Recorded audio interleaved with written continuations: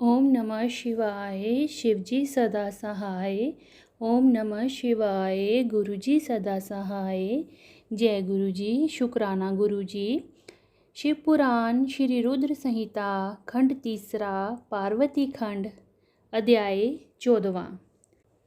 ब्रजांग का जन्म एवं पुत्र प्राप्ति का वर मांगना। नारद जी कहने लगे, ब्रह्मा जी, तारकासुर कौन था जिसने देवताओं को भी पीड़ित किया, उन्हें स्वर्ग से निष्कासित कर दिया और स्वर्ग पर अपना एकाधिकार स्थापित कर लिया। कृपया कर इसके विषय में बताइए। ब्रह्मा जी बोले, हे मुनि नारद, मरीच के पुत्र कश्यप मुनि थे।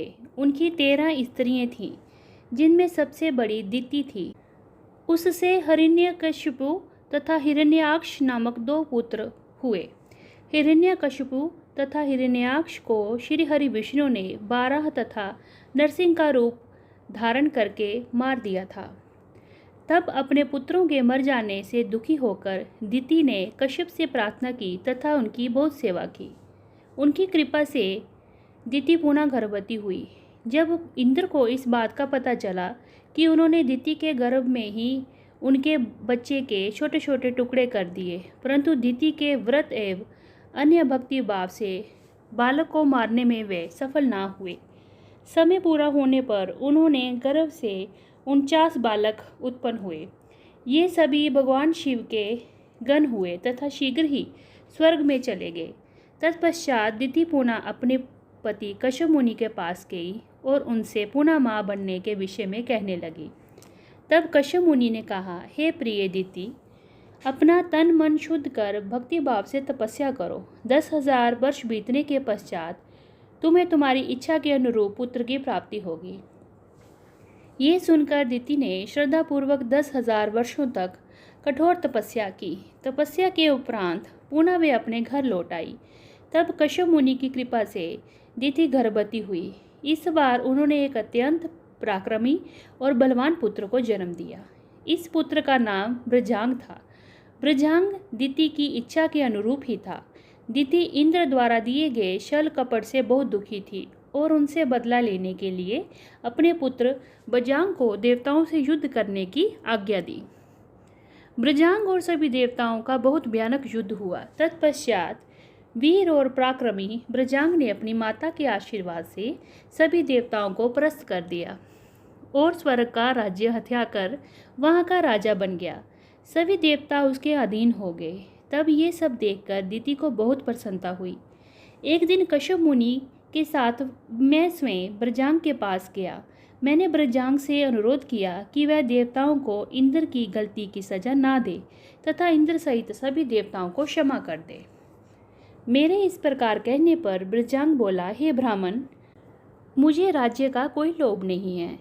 मैंने इंद्र की दुष्टता के कारण ही ऐसा किया है। इंद्र ने मेरी माता के गर्भ में घुसकर मेरे भाइयों को मारने का प्रयत्न किया था। तभी मैंने इंद्र के राज्य को जीतकर उसे स्वर्ग से निष्कासित कर दिया है। भगवान, मुझे भोग विलास की भी कोई इच्छा नहीं है। इंद्र सहित सभी देवता अपने अपने कर्मों के फल भोग चुके हैं। अब मैं स्वर्ग का राजा इंद्र को वापस सब कुछ सौंप सकता हूँ। मैंने अपनी माता की आज्ञा मानकर ये सब किया है। प्रभु, आप मुझे सार तत्व का उपदेश दें जिससे मुझे सुख की प्राप्ति हो। ब्रजांग के उद्देश्य को उत्तम जानकर मैंने उसे सात्विक तत्व के बारे में समझाया। फिर मैंने उसे एक सुंदर एवं गुणी स्त्री उत्पन्न की और उसका विवाह ब्रजांग से करा दिया।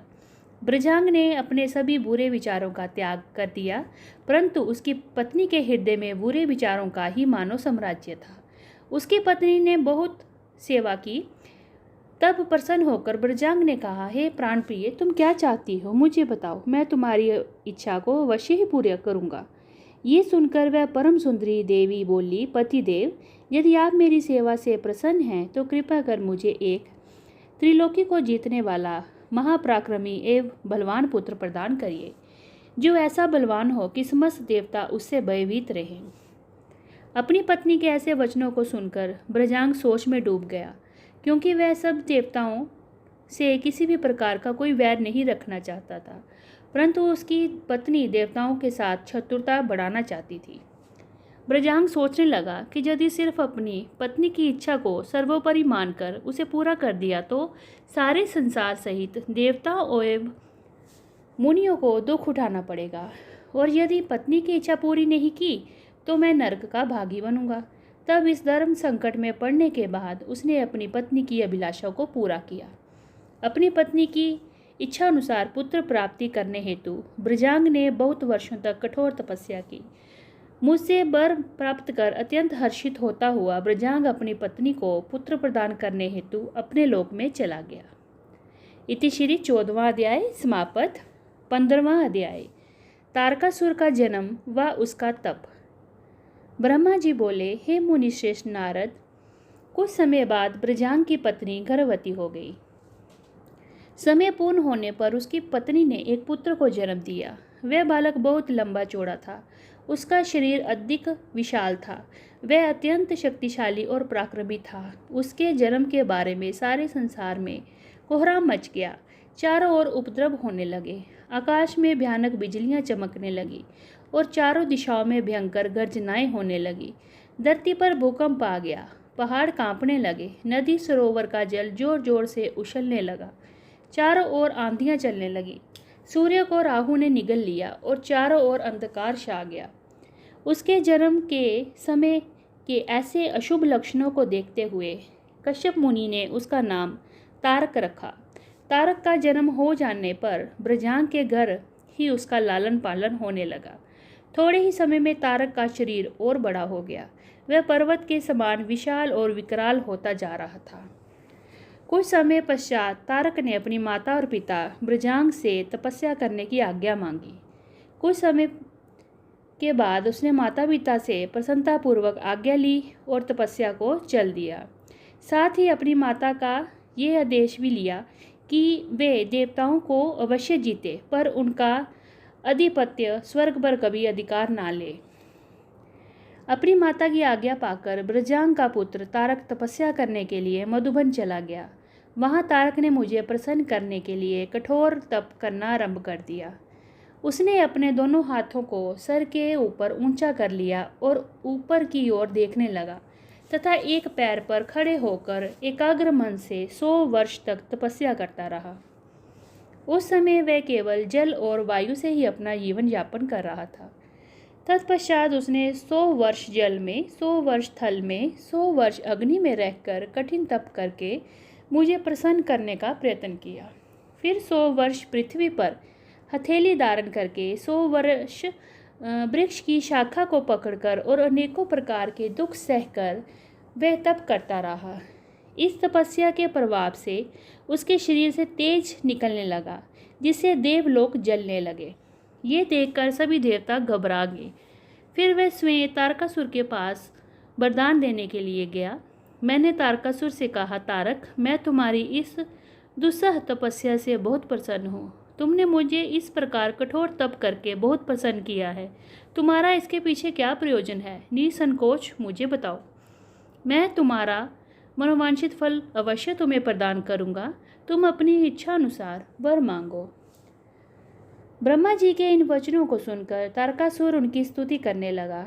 तत्पश्चात वह बोला, हे विधाता, हे ब्रह्मा जी, अगर आप मेरी तपस्या से प्रसन्न होकर मुझे वरदान देना चाहते हैं तो प्रभु मुझे पहला वर ये दे कि आपके द्वारा बनाई गई इस सृष्टि में मेरे समान कोई भी तेजवान और बलवान ना हो। दूसरा वर ये है कि मैं अमर हो जाऊं, अर्थात कभी भी मृत्यु को प्राप्त ना हो। तब मैंने कहा कि इस संसार में कोई भी अमर नहीं है, इसीलिए तुम इच्छा अनुसार मृत्यु का वर मांगो। बड़ी विनम्रता से निवेदन किया, भगवान, मेरी मृत्यु भगवान शंकर के वीर्य से उत्पन्न बालक के चलाए हुए शस्त्र से ही हो और कोई मेरा वध ना कर पाए। मैंने तारक को उसके मांगे हुए वर प्रदान कर दिए और अपने लोक में लौट आया। वर पाकर तारक बहुत खुश था। वर की प्राप्ति का समाचार देने के लिए वह अपने घर को चला गया। दैत्यों के गुरु शंकराचार्य ने तारक को असुरों का राजा बना दिया। अब तारक तारकासुर नाम से प्रसिद्ध हो गया। वह तीनों लोकों पर अपना अधिकार स्थापित करना चाहता था। इसीलिए सबको पीड़ित कर, उनसे युद्ध कर, उन्हें हराकर सबके राज्यों को अपना अधिकार करता जा रहा था। स्वर्ग के राजा इंद्र ने भी डरकर अपना वाहन ऐरावत, हाथी, अपना खजाना और 9 सफ़ेद रंग के घोड़े उसे दे दिए। ऋषियों ने डर के मारे कामधेनु गायें तारकासुर को दे दी। इसी प्रकार अन्य देवताओं ने भी अपनी अपनी प्रिय वस्तुएं तारकासुर को अर्पित कर दी। अन्य लोगों के पास भी जो उत्तम उत्तम वस्तुएं थी, उन्हें भी दैत्यराज तारक ने अपने अधिकार में कर लिया। इतना ही नहीं, समुद्रों में भी भयभीत होकर अपने अंदर छिपे अमूल्य रत्न निकालकर तारकासुर को सौंप दिए। तारकासुर के भय से पूरा जगत कांपने लगा था। उसका आतंक दिनों दिन बढ़ता जा रहा था। पृथ्वी, सूर्य, चंद्रमा, वायु, अग्नि सभी तारकासुर के डर के कारण अपने सभी कार्य सुचारू रूप से कर रहे थे। दैत्यराज तारकासुर ने देवताओं और पितरों के भागों पर भी अपना अधिकार जमा लिया था। उसने इंद्र को युद्ध में हराकर स्वर्ग का सिंहासन भी हासिल कर लिया था। उसने स्वर्ग के सभी देवताओं को वहां से निष्कासित कर दिया और अपनी प्राण रक्षा के लिए इधर उधर भटकते रहे थे। इति श्री 15वां अध्याय समाप्त। ओम नमः शिवाय। शिवजी सदा सहाय। ओम नमः शिवाय। गुरुजी सदा सहाय। जय गुरुजी। शुक्राना गुरुजी।